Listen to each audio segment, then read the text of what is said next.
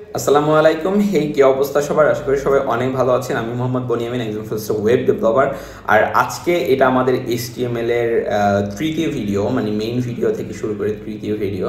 So আমি অবশ্যই বলবো এই ভিডিওগুলো আপনি প্লে লিস্টের সিরিয়াল অনুযায়ী দেখবেন, তাহলে অবশ্যই আপনি বুঝতে পারবেন। সো বেশি কথা না বাড়িয়ে আমি আমার ভিডিওর মূল টপিকে চলে যাচ্ছি। আজকে আমরা গত ভিডিওতে বা গতদিন দেখেছিলাম যে টাইটেল অ্যাকচুয়ালি কিভাবে কাজ করে, টাইটেলের গুরুত্ব কী, বা আপনি টাইটেলটা কিভাবে চেঞ্জ করতে পারবেন এগুলো নিয়ে। সো আজকের এই ভিডিওতে আমি আপনাদের দেখাবো বডির ভিতরে যদি আমরা কোনো কিছু লিখি ওইটাকে কিভাবে আমি আমার কোডে বা আমি আমার ওয়েবে বা আমি আমার ফাইলে ভিজুয়ালাইজ করতে পারবো। সো দেখেন, এইখানে বডির ভিতরে যদি আমি সামথিং কিছু লিখে দেই, আর এটা যদি আমি Ctrl+S দিয়ে সেভ করি, সেই ক্ষেত্রে আমি যদি এটাকে রান করি, আমার যে ওয়েবটাকে আছে, আমি যদি ওয়েবটাকে রান করি, দেখবেন যে এখানে এটা শো করতেছে। এখন আসি, আপনি বলতে পারেন ভাইয়া এটা আপনি বডির ভিতরে লিখলেন, তাহলে হচ্ছে যে শো করতেছে কেন? তাহলে বিভিন্ন ট্যাগ মানুষ ইউজ করে, যেমন হচ্ছে হেডিং ট্যাগ, অথবা হচ্ছে আপনার ইমেজ ট্যাগ, অথবা হচ্ছে আপনার প্যারাগ্রাফ ট্যাগ, এগুলো কেন ইউজ করে। এখন আসি, আপনি যখন এটা লিখবেন, আপনি যদি অনেক লেখা এখানে লিখেন, আমি যদি প্রথম আলোর সাপোজ একটা নিউজে যাই, আমি ইংলিশ একটা নিউজেই যাই, আমি প্রথম আলোর একটা নিউজে যদি যাই, আমি যদি দেখেন যে এই নিউজটাতে আমি ঢুকলাম, এই নিউজটাতে অনেক লেখা আছে, আমি এখান থেকে একটা লেখা কপি করলাম, এখান থেকে আমি একটা লেখা কপি করলাম, কপি করে এখান থেকে নিয়ে আসলাম, নিয়ে এসে আমি আমার এই বডির ভিতরে এটা রেখে দিলাম। হ্যাঁ, সাপোজ এটা আমি সেভ করলাম। সেভ করার পর কি হলো, আমি এটা যদি রিলোড করি, রিলোড করলে দেখবেন এই লেখাগুলো এখানে সিরিয়াল ওয়াইজ চলে আসছে। কিন্তু এখানে একটা ইন্টারেস্টিং ফ্যাক্ট হচ্ছে, আপনি যদি কোনো ট্যাগ ছাড়া এই লেখাগুলো এরকমই সেভ করে দেন, তাহলে আপনি দেখবেন যে এই লেখাগুলোর মাঝে আপনি চাইলে কোনো ইমেজ বসাতে পারবেন না, আপনি চাইলে কোনো ব্রেক দিতে পারতেছেন না, ইভেন হচ্ছে আপনার লেখাটা আপনি চাচ্ছেন লেফট সাইডে নিতে বা রাইট সাইডে নিতে, এটা আপনি এখান থেকে পারতেছেন না।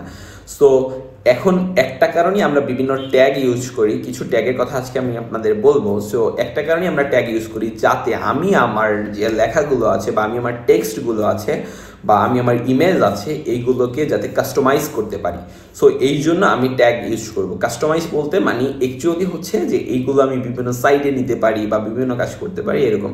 যদি আমরা এইটাকে মোবাইল ভিউতে দেখি বা কোনো ওয়েব, তো আমি সবসময় কম্পিউটারে যে দেখবো এমন না, আমরা ওয়েবসাইট কিন্তু মোবাইলেও সার্চ করি।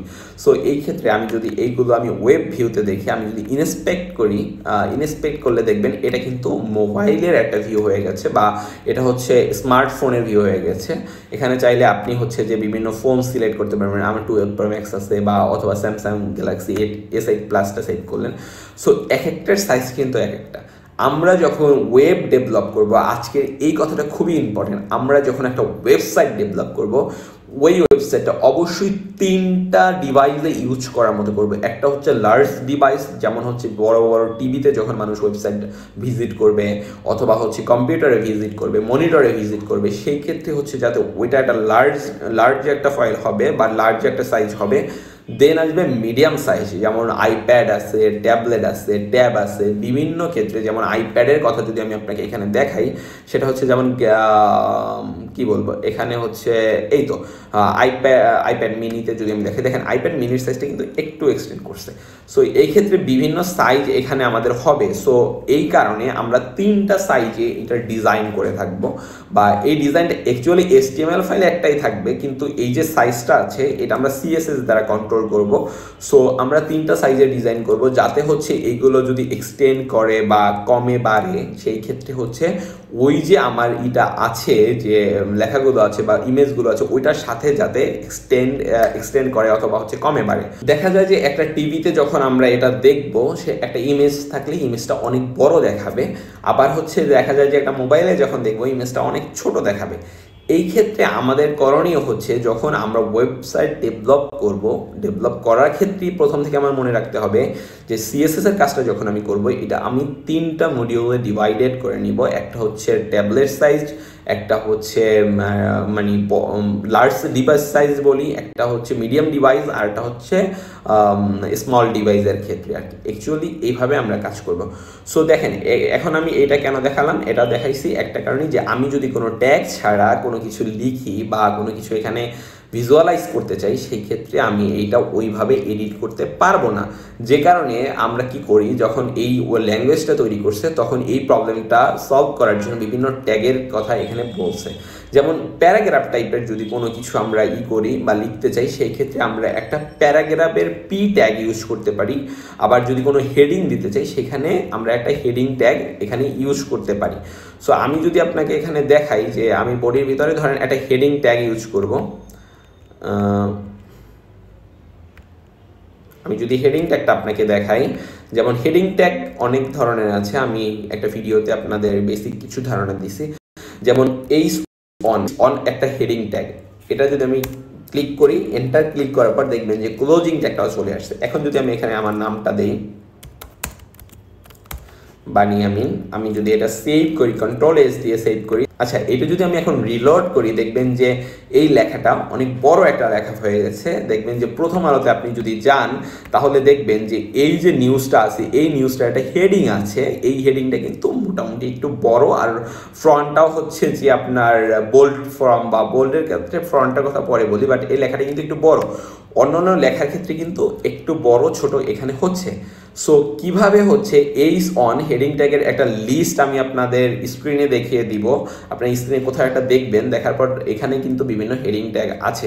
সো এই ট্যাগগুলোর মধ্যে দেখেন এটা হচ্ছে এইস অন। আমি যদি এখন এই সেম ট্যাগটাকেই কপি করি বা সেম ট্যাগটাই আমি যদি আরেকটু ছোট করতে চাই, যেমন এইস টু দেওয়ার পর আমি দিলাম, দেওয়ার পর বানি আমিন দিলাম, দেওয়ার পর আমি যদি এটা সেভ করি, সেভ করার পর আবার যদি আমি এই ফাইলটাকে রিলোড করি, দেখবেন নেক্সটটা কিন্তু আর একটু ছোট হয়ে গেছে। এখানে কিন্তু ইন্টারেস্টিং ফ্যাক্ট আছে অনেকগুলো, তাই না?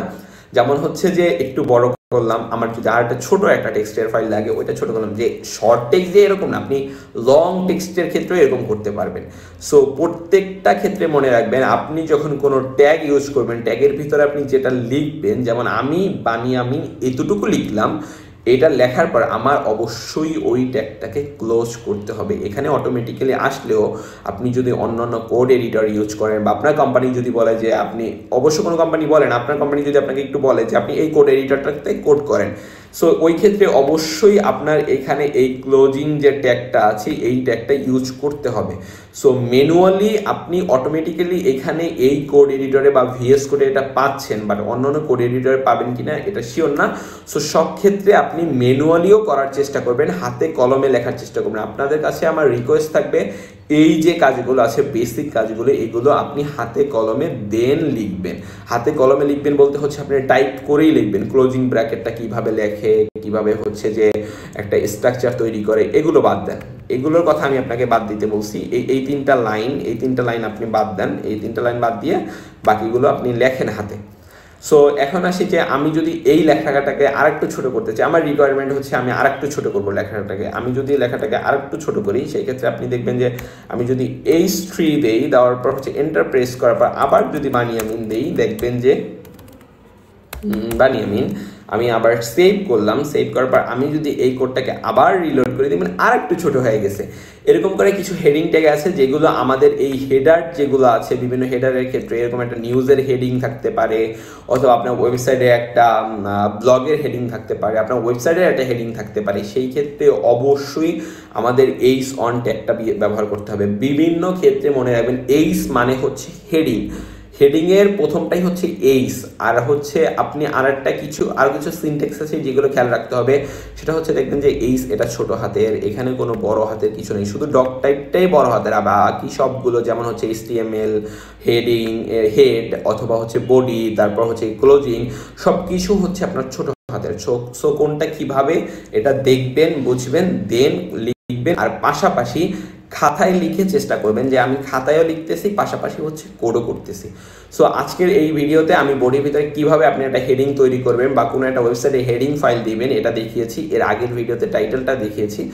নেক্সট ভিডিওতে আমি পি ট্যাগটা দেখাবো, মানে প্যারাগ্রাফ যে ট্যাগটা আছে এটা নিয়ে আমরা কথা বলবো। সো আজকের ভিডিও এই পর্যন্তই, ভালো থাকবেন, নেক্সট ভিডিওর জন্য ওয়েট করবেন। আসসালামু আলাইকুম।